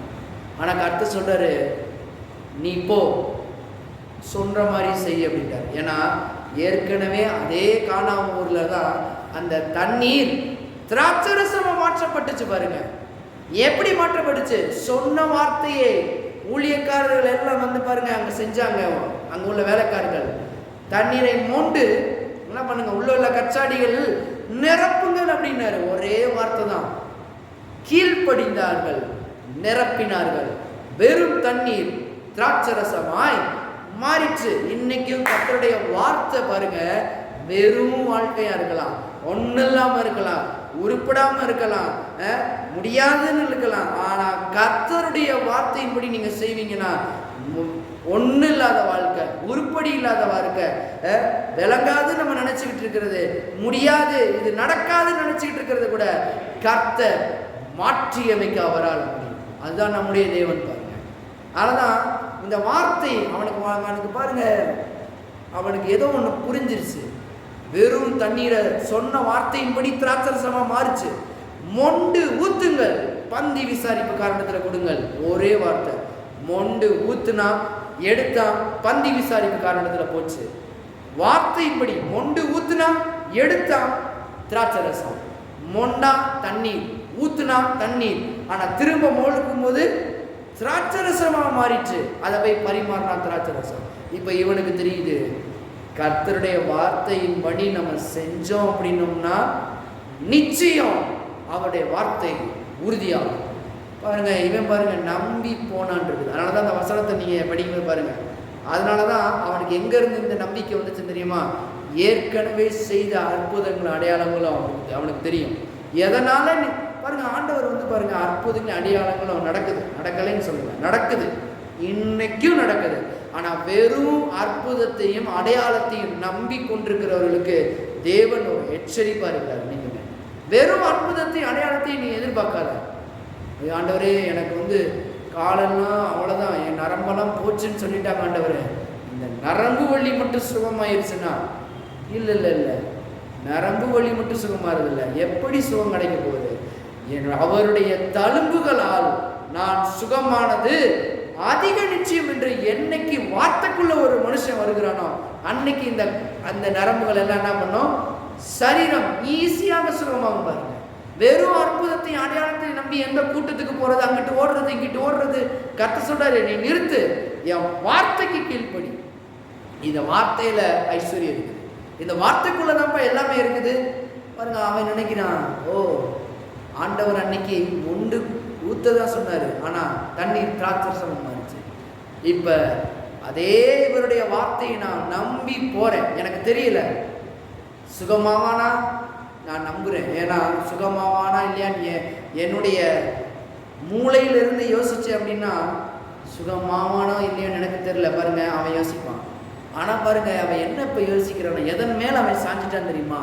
கர்த்தருடைய வார்த்தையின் மேல சாஞ்சிட்டான். நீ போ, உன் குமாரன் பிழைத்திருக்கிறான். பிழைப்பு என்ன நடக்கலையே. ஒரு அற்புதம் நடந்தா சரி நம்பலாம். ஒரு ஒரு ஏதோ ஒரு அற்புதம் ஏதோ ஒரு அடையாளம் நடந்தா நம்பலாம். என்ன பாருங்க, கர்த்தர் சொல்லிட்டாரு, உன் குமாரன் பிழைத்திருக்கிறான், நீ போ. என்ன ஆண்டவரே, அற்புதம் நடக்கல, அடையாளம் நடக்கல, எப்படி சொல்றீங்க? அதனாலதான் சொல்றேன், அற்புதத்தை காட்டிலும் அடையாளத்தை காட்டிலும் தேவனுடைய வார்த்தை சர்வ வல்லமை உள்ளது. அதனாலதான் இந்த தேவன் இந்த உலகத்தை சிருஷ்டித்தார். நம்முடைய தேவன் பூமி வானம் உண்டாக்கடவது, சூரிய சந்திரங்கள் உண்டாக்கடவது, ஒன்றில்லாமல் இருந்து ஒன்றை சிருஷ்டித்தார் நம்முடைய தேவன். இன்னைக்கு அப்படிதான் வார்த்தையின் மூலம் சிருஷ்டிக்கிற தேவன் நம்முடைய தேவன். இன்னைக்கு எத்தனை பேர் விசுவாசிக்கிறீங்க? வார்த்தையின் மூலம் இன்னைக்கும் நடக்குது. ஒருவேளை நோய் இருக்கலாம், ஆனா அந்த நோயை மாற்றுகிறது அவருடைய வார்த்தைக்குள்ள இருக்குது பாருங்க. அங்க பாருங்க, வார்த்தையை நம்பி போனான். இன்னைக்கு எத்தனை பேர் வார்த்தையை நம்பி போறீங்க? வார்த்தை போதுங்க, ஒண்ணு போதும் அப்படிங்கிறது பாருங்க. யோவான் 4வது அதிகாரம், யோவான் 4:51. வார்த்தையை நம்பி போனான். ஏன் நம்பி போனா? வார்த்தைக்குள்ள நிச்சயம் நடக்கும்னு அவருக்கு ஒரு நம்பிக்கை இருக்குது. ஏன்னா ஏற்கனவே கானாவூர் கல்யாணத்துல மாற்றியிருக்காரு அதே ஆண்டவர். அதனால இந்த வார்த்தையை நம்பி இப்ப கிளம்புறான். யோவான் 5:51 பாருங்க இப்ப என்ன நடக்குது. அவன் போகையில் அவனுடைய ஊழியக்காரர் அவனுக்கு எதிர்கொண்டு வந்து, நல்ல கவனிங்க, உம்முடைய குமாரன் பிழைத்திருக்கிறான் என்று அறிவித்தார்கள். ஒன்று பிரகடனம் வருது பாருங்க, உன்னை சொல்றாங்க பாருங்க. என்ன சொல்றாங்க? உம்முடைய குமாரன் பிழைத்திருக்கிறான். நீ நினைச்சுக்கிட்டு இருக்கிற எப்ப வந்து கையை வைப்பாரோ அற்புதம் அடையாளம்னு, ஆனா வார்த்தையை நம்பி போனவனுக்கு இம்மிடியட்டா சுகம் கிடைக்கிறது அங்க பார்க்கலாம் பாருங்க. அதனாலதான் அவன் கேட்கிறான். அவன் பாருங்க, அவனுக்கு தெரியும். ஏன்னா தண்ணீரை மொண்டு காற்றாடியில ஊற்றும் போது தண்ணீர், ஆனா மொண்டு எடுக்கும் போது திராட்சை ரசம். இந்த வார்த்தைக்கு கீழ்ப்படியும் போது அப்படியே மாறிச்சு. இன்னைக்கும் ஆண்டவர் சொன்னாரு, நீ போகலாம், உன் குமாரன் பிழைத்திருக்கிறான் என்று சொல்லிட்டாரு. இப்ப இந்த வார்த்தையின்படி நான் போகிறேன் அப்படின்னு சொன்ன நிமிஷத்துல இருந்து அந்த நிமிஷத்துல அற்புதம் நடக்க ஆரம்பிச்சிச்சு, அடையாளங்கள் நடக்க ஆரம்பிச்சு. அதனால பாருங்க, அடையாளங்களுக்காக ஒரு கூட்டத்துக்கு போக கூடாது, அற்புதங்களுக்காக ஒரு கூட்டத்துக்கு பாருங்க. ஆண்டவர் சொல்றாரு, இதை காட்டிலும் மேலான ஒன்றை நான் உனக்கு வைக்கிறேன். எது தெரியுமா? என் வார்த்தையை உனக்கு முன்னால வைக்கிறேன். என் வார்த்தையை நீ உறுதியா பிடிச்சுக்கிட்டேன்னா அந்த வார்த்தை அற்புதத்தையும் அதிசயத்தையும் அது செய்யும், அடையாளத்தை காண்பிக்கும். நீ அற்புதத்தையும் அடையாளத்தையும் நம்பாத, வார்த்தை தான் அற்புதத்தையும் அடையாளத்தையும் பண்ணுன்றத என்ன நம்பு, என் வார்த்தையை நம்பு. பாருங்க, ராஜா எவ்வளவு பெரிய ராஜா, அவனுக்கே ஆண்டவர் கற்றுக் கொடுக்கிறாரு பாருங்க, என் வார்த்தையை நம்புப்பா, நீ போ அப்படின்ற. அப்ப அவன் கேட்கிறான், அறிவித்தார்கள் பாருங்க, ஊழியக்காரன் வந்து சொல்லிட்டான், உன் குமாரன் பிழைத்துட்டான் அப்படின்னு. பாருங்க, உடனே என்ன நடக்குதுன்னு பாருங்க. பிழைச்சிட்டானா?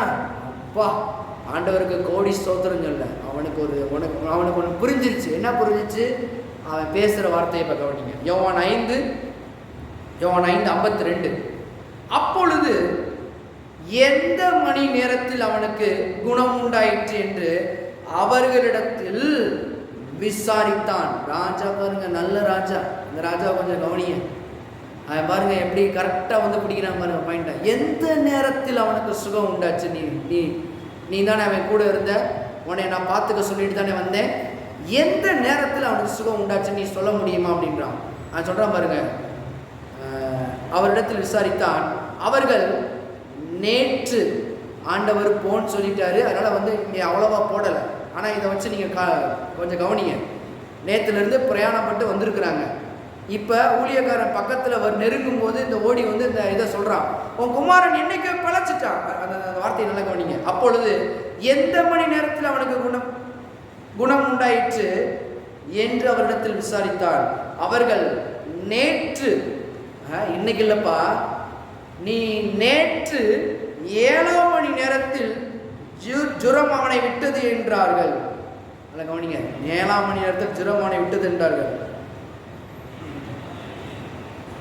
அப்ப இந்த வார்த்தை நல்லா கவனிங்களே, நேற்று 7ஆம் மணி நேரத்தில் ஜுரம் அவனை விட்டது ஆண்டவர் சொன்னது.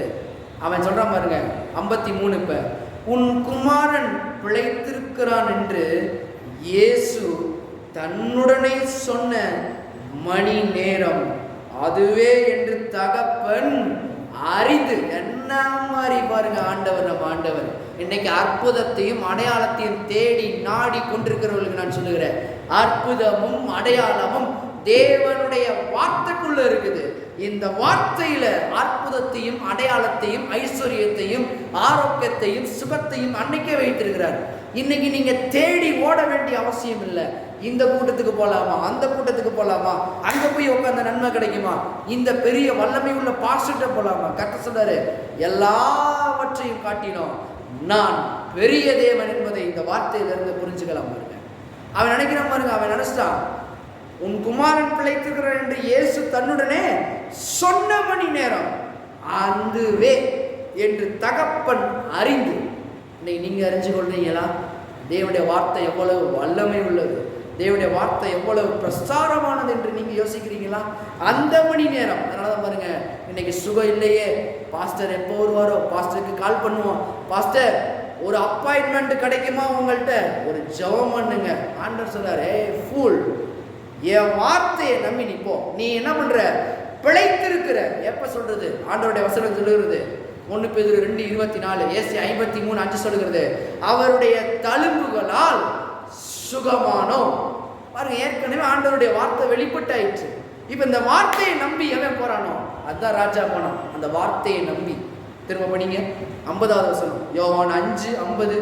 இயேசு அவனை நோக்கி, நீ போகலாம், உன் குமாரன் பிழைத்திருக்கிறான் என்றார். அந்த மனுஷன் இயேசு சொன்ன வார்த்தையை நம்பி போனான். எல்லாம் நம்பி போனான். பிலீவ் இருக்கா? ஃபெய்த் இருக்குதா? எது தெரியுமா? இன்னைக்கு எது விசுவாசம் தெரியுமா? வார்த்தையை சிம்பிளா நம்புங்க, அதுதான் விசுவாசம்.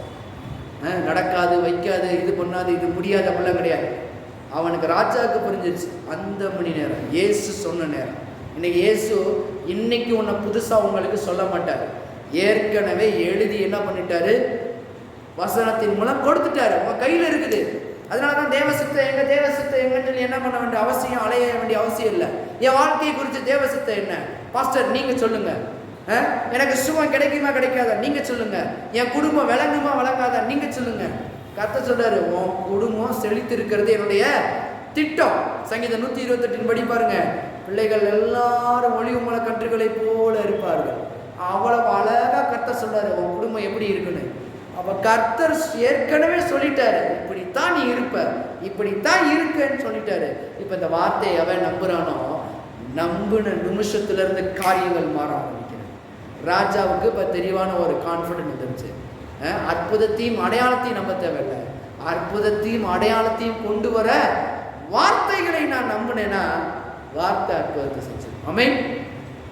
இங்க பாருங்க, அதுவே என்று தகப்பன் அறிந்து. 53, அவனும் அவன் வீட்டார் அனைவரும் விசுவாசித்தார்கள். அவனும் அவன் வீட்டார் அனைவரும் விசுவாசித்தார்கள். எதை விசுவாசித்தார்கள்? கொஞ்சம் கவனிங்களேன். எதை விசுவாசித்தார்கள்? இயேசு சொன்ன வார்த்தையை விசுவாசித்தார். நல்லா கவனிங்க. அவன் என்னமோ அற்புதத்தையும் அடையாளத்தையும் விசுவாசிக்கல. என் குமாரன் பிழைச்சிட்டாரு, இயேசு சொன்னாரு அப்படின்னு. இயேசு சொன்ன வார்த்தையை விசுவாசித்தார்கள். யாரு விசுவாசாரு? குடும்பம் எல்லாம் விசுவாசிக்கிறது. இப்ப என்னத்தை விசுவாசிக்கிறாங்க? தேவனுடைய வார்த்தையை விசுவாசிக்க ஆரம்பிச்சிட்டாங்க. யார்த்த பாருங்க, இயேசு யூதேயாவிலிருந்து கலிலேயாவுக்கு திரும்பி வந்த பின்பு இது அவர் செய்த 2ஆம் அற்புதம். 2வது அற்புதம் கலிலேயாவில் நடக்குது. முதல் அற்புதம் வார்த்தையின்படி தான் நடந்துச்சு, 2வது அற்புதமும் வார்த்தையின்படி தான். ஏன்னா கலிலேய ஜனங்கள் பாருங்க வார்த்தையை நம்ப மாட்டாங்க, அங்க உள்ள ஜனங்கள். அதனாலதான் திட்டுறாரு. இவங்க எப்போதுமே அற்புதத்தையும் அடையாளத்தையும் நம்புற ஜனங்கள். கர்த்தர் சொல்றாரு, இன்னைக்கு நீயும் அடையாளத்தையும் அற்புதத்தையும் நம்பி கொண்டிருந்தா உட்காந்துக்கிட்டே இருக்க வேண்டியதான். சில பேர் பாருங்க என்கிட்ட வந்து கேட்குறாங்க, ஆண்டவர் பாஸ்டர் நானும் எவ்வளவு கூட்டத்துக்கு போயிட்டேன், எவ்வளவோ பெரிய பெரிய ஊழியக்காரர்கள் நான் போய் ஜெபம் பண்ணிட்டேன், என்னுடைய சுகம் மாறல, என் பிரச்சனையாகவே இருக்குது, சோர்ந்து போய் அழுது சொல்லுவாங்க பாருங்க. அதனால தான் நல்ல சபைக்கு போய் நல்ல வார்த்தையை கேட்டிங்கன்னா உங்கள் வாழ்க்கை இருக்கிற வண்ணமா இருக்காது என்றைக்குமே பாருங்க. அதனால தான் என்னத்தை கேட்கிறோம் என்பதில் கவனமாக இருங்கள் என்று இயேசு சொன்னார். அதனால் பாருங்க, இயேசு சொன்ன வார்த்தை தான் ரொம்ப முக்கியம். அப்போ வார்த்தையை இனி ஒரு அற்புதம் அடையாளம் தேவையில்லை, ஏற்கனவே அற்புதங்களையும் அடையாளங்களையும் செய்ய அவருடைய வார்த்தை போதுமான ஒன்றாக இருக்கிறது. அதனால தான் பாருங்க, இன்னைக்கு கர்த்தர் எப்போ ஆசீர்வதிப்பார், எப்போ ஆசீர்வதிப்பார், கவனிங்க, எப்போ ஆசீர்வதிப்பார் வேதத்தில் போட்டிருக்குது. திருக்குங்க பாருங்க, எப்போ என்ன ஆசீர்வதிக்கிறது, நான் எப்போ ஆசீர்வாதமாக மாறுறது பாருங்க. கொஞ்சம் வார்த்தையை நீங்கள் கவனிப்பீர்கள் என்றால் வார்த்தை உங்களுக்கு நிறையவற்றை போதித்து கொடுக்கும். திருப்புங்களேன், எபேசியர் 1வது அதிகாரம், எபேசியர் 1. ஐயோ எனக்கு ஒன்றும் இல்லைங்க, எனக்கு பண பற்றாக்குறையாக இருக்குங்க, அவன் இப்படியே போயிருவீங்க, அவ்வளோதாங்க. கர்த்தர் சொன்னார் கடன் வாங்காத இருப்பாய், அநேக ஜாதியில் கடன் கொடுப்பாய், ஆனால் நான் கடன் தாங்க வாங்கிட்டு இருக்கேன் அப்படின்னு சொல்கிறவங்க இங்கே யாராவது இருந்தீங்கன்னா கவனிங்க, கர்த்தருடைய வார்த்தை என்ன சொல்லுது கவனிங்க.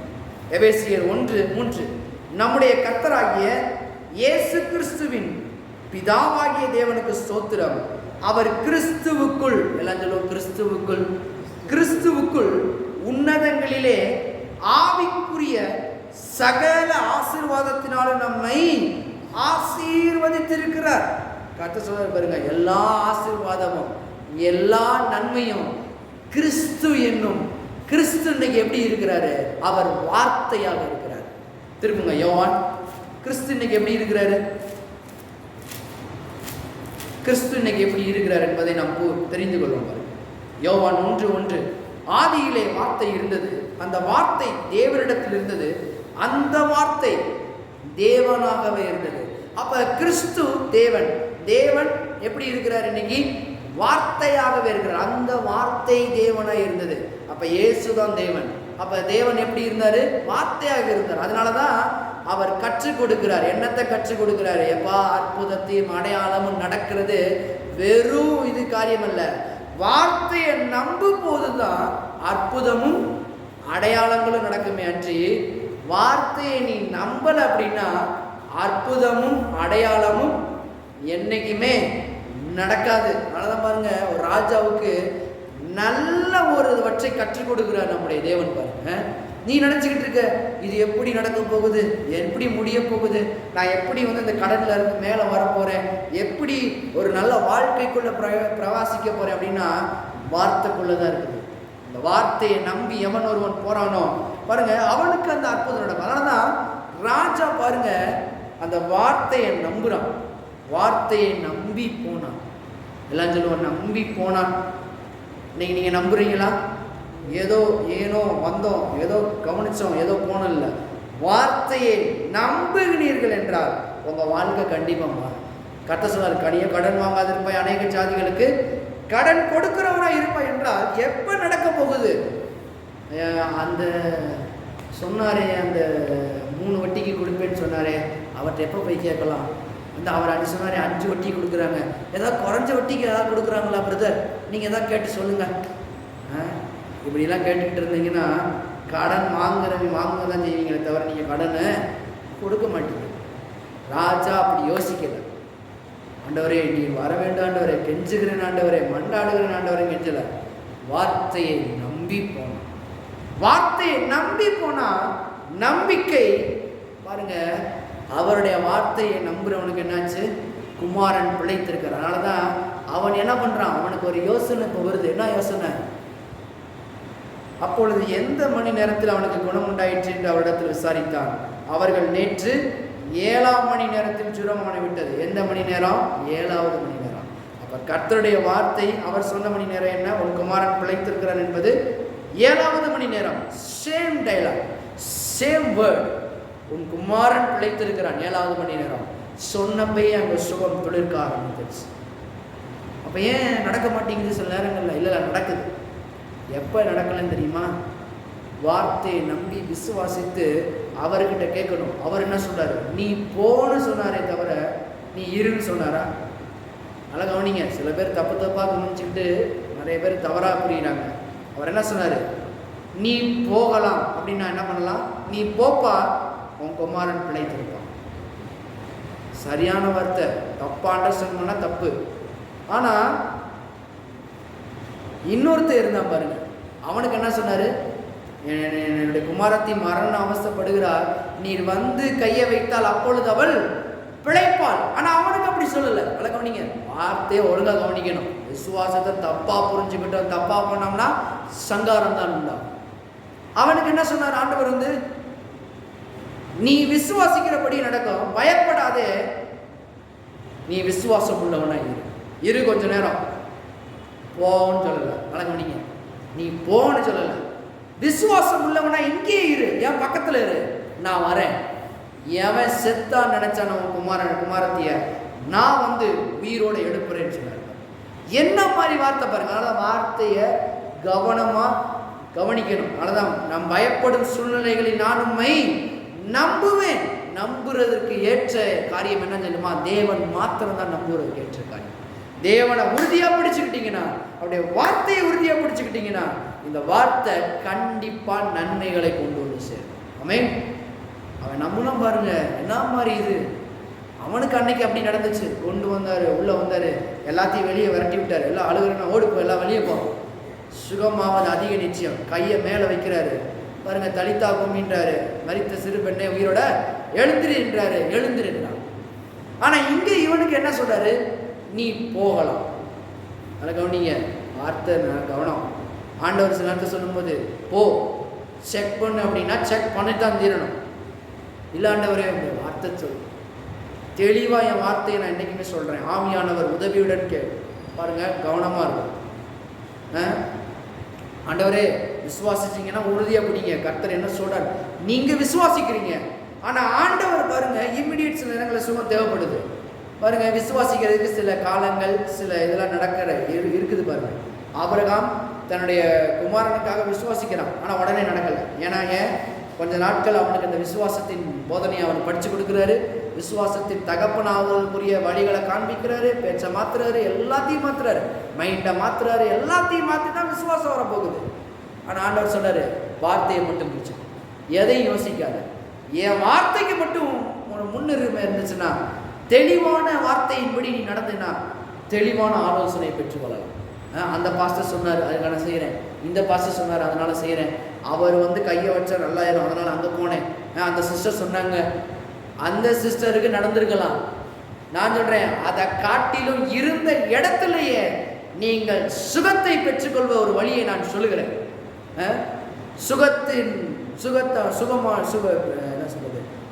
சுகமளிக்கும் கூட்டம், அற்புதம் கூட்டம். நான் சொல்றேன், எல்லா கூட்டத்தை காட்டிலும் தேவனுடைய வார்த்தை இருந்த இடத்திலேயே சுகத்தை உங்களுக்கு கொடுக்க வல்லது. தேவனுடைய வார்த்தை இருந்த இடத்திலேயே உங்களை கனம் பண்றது. தேவனுடைய வார்த்தை இருந்த இடத்திலே ஐஸ்வர்யத்தை கொண்டு வர வல்லது. தேவனுடைய வார்த்தை இருந்த இடத்திலே பஞ்சத்தை ஒரு நாளே மாற்றி அமைக்க வல்லது. பாருங்க, ஒரு படி மாவு வந்து கோதுமை நாளைக்கு இந்நேரம் இப்படி மாறி இருக்குன்னு கர்த்தர் சொன்ன வார்த்தையை பாருங்க, தீர்க்கதரிசி உரைக்கிறாரு. ஆனா ஒருத்தர் சொல்றான் பாருங்க, இது மாறுமா? கர்த்தருடைய வானத்தின் மதகுகளை திறந்தாலும் நடக்குமா? என்ன மாதிரி பேச்சு? கர்த்தர் சொல்ல, அவங்க தீர்க்கதரிசி தெளிவா சொல்லிட்டாரு, இது நடக்கும்போது நீ பிரவேசிக்க மாட்டேன்னு சொன்னார்.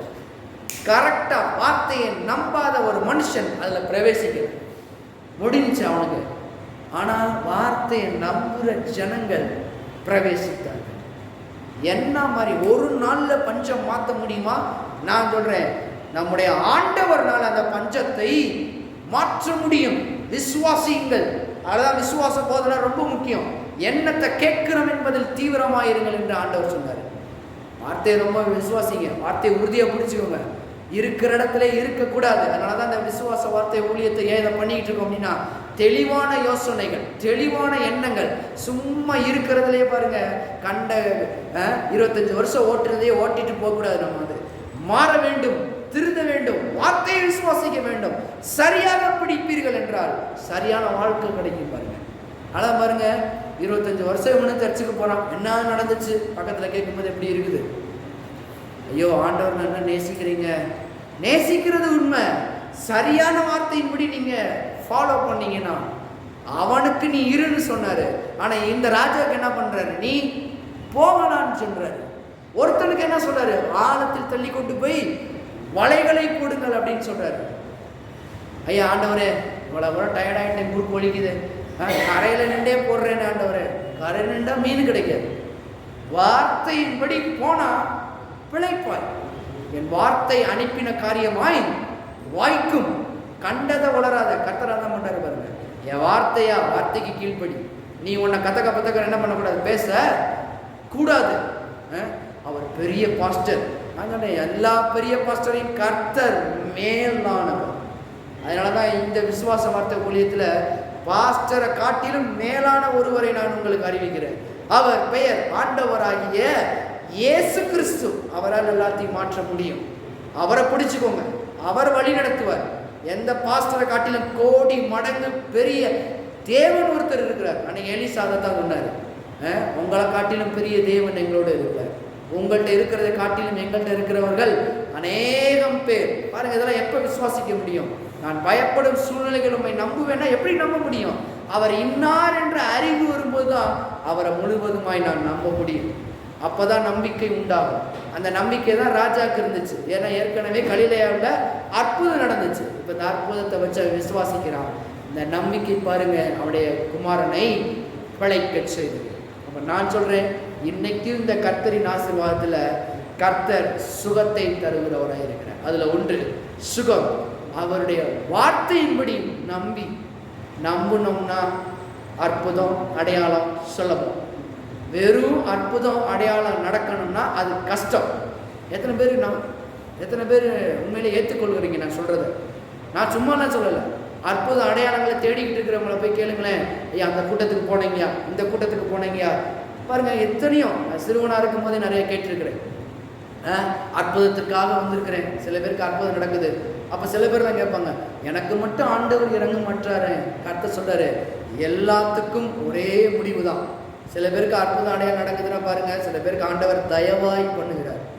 ஆனால் நான் சொல்றேன், எல்லாருக்கும் நடக்கணும்னா வார்த்தை பொதுவானதாக இருக்குது. நான் சொல்றேன், எப்போ வேணாலும் கர்த்தர்ட்ட வரலாம், எப்போ வேணாலும் வார்த்தையின்படி விசுவாசிக்கலாம், எப்போ வேணாலும் விசுவாசி நீங்கள் என்ன பண்ணலாம், சுகத்தை பெற்றுக்கொள்ளலாம்.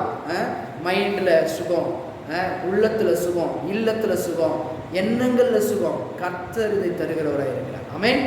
அப்போ இன்னைக்கு நான் சொல்லுகிறேன், வார்த்தை எல்லாவற்றிற்கும் போதுமானதாக இருக்கிறது. அந்த வார்த்தையை நம்பி போங்க. இன்னைக்கு நான் சொல்கிறேன், எந்த கஷ்டத்தோடு வந்திருக்கிறீங்களோ தெரியாது, எந்த பாரத்தோடு வந்திருக்கிறீங்களோ தெரியாது.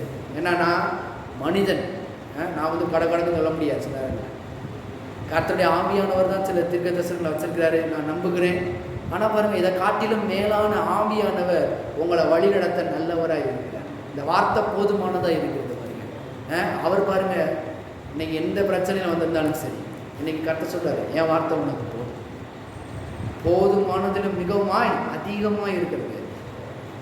சகல பிரஸ்தாபத்தை காட்டிலும் அவர் தனது வார்த்தையை மகிமைப்படுத்தி இருக்கிறார். சகலத்தையும், தீர்க்க தரிசனம் சரி, எல்லாவற்றையும் காட்டிலும், அற்புத அடையாளங்களும் சரி, எல்லாவற்றையும் காட்டிலும், இன்னைக்கு நல்ல ஒரு முடிவு எடுத்துட்டு போங்க, எல்லாவற்றை காட்டிலும் அவர் தமது வார்த்தையை மகிமைப்படுத்தி இருக்கிறார். வார்த்தையை மேலே தூக்கி டாப்பில் வச்சுட்டார் ஆண்டவர். அதனாலதான் அந்த டாப்பை பிடிச்சிங்கன்னா சுலபம், ஈஸி. அதனாலதான் அவர் சொன்ன மணி நேரத்தில், 7ஆம் மணி நேரம், அன்னைக்கு நேற்று சொல்றாரு, அதே நேரத்தில் 7ஆம் மணி நேரத்தில் மகன் என்ன பண்றாங்க, சுகமாகிறான். இன்னைக்கு அற்புத சுகம் வேணுமா, இன்ஸ்டா என்று சொல்றாங்களே, இன்ஸ்டா சுகம் வேணுங்கய்யா, இன்ஸ்டா சுகம் வேணும்னா நம்புங்க. எதை நம்புங்க? கர்த்தருடைய வார்த்தையை நம்புங்க. வார்த்தை போதுமா? வார்த்தை ஐஸ்வர்யத்தை கொண்டு வரும், வார்த்தை அற்புதத்தை கொண்டு வரும், வார்த்தை சுகத்தை கொண்டு வரும், வார்த்தை தேவையானதை கொண்டு வரும். நான் சொல்லுகிறேன், இன்னைக்கு உங்களுக்கு தேவை தேவனுடைய வார்த்தையை. ஒருவேளை குழப்பங்களோடு, கஷ்டங்களோடு, பாரங்களோடு இருக்கிறவங்களுக்கு நான் சொல்லுகிறேன், வார்த்தை தேவ ஆவியானவர் சொல்லுகிறார், என் வார்த்தை தான் இன்னைக்கு நீ ரிலீஸ் ஆகக்கூடிய மருந்து. நீ நினச்சிக்கிட்டு இருக்க, இது எப்படி இந்த எண்ணங்களிலிருந்து, இந்த இதுலேருந்து எப்படி வெளியே வர முடியும் நீ நினைக்கிற, என் வார்த்தை தான் உனக்கு ரிலீஸை கொண்டு வர போகுது. என் வார்த்தை தான் உனக்கு வந்து பீஸ்ஃபுல் மைண்டை கொண்டு வர போகுது. என் வார்த்தை தான் உனக்கு எல்லாவற்றையும் கொண்டு வர போகுது. ஆமென். இன்னைக்கு என்ன வேணும்? தேவனுடைய வார்த்தையை நம்புங்க. ராஜாவாகிய மனுஷன் நம்பி போனான், குமாரன் கிடைத்தான். இன்னைக்கு நீங்கள் தேவனுடைய வார்த்தையை நம்பி போவீர்கள் என்றால், இப்பயே இந்த மணி நேரத்திலேயே, அன்னைக்கு 7ஆம் மணி நேரத்தில், இன்னைக்கு இந்த மணி நேரத்தை நீங்கள் நோட் பண்ணிக்கோங்க. விசுவாசித்து போவீர்கள் என்றால், இந்த மணி நேரத்திலே நீங்கள் என்ன விசுவாசிக்கிறீர்களோ அது நடக்க ஆரம்பிக்கும். ஆமென். ஏனென்றால் வார்த்தை பொய் குறையாத வார்த்தை, வார்த்தை நிச்சயம் நடக்கும். ஆமென்.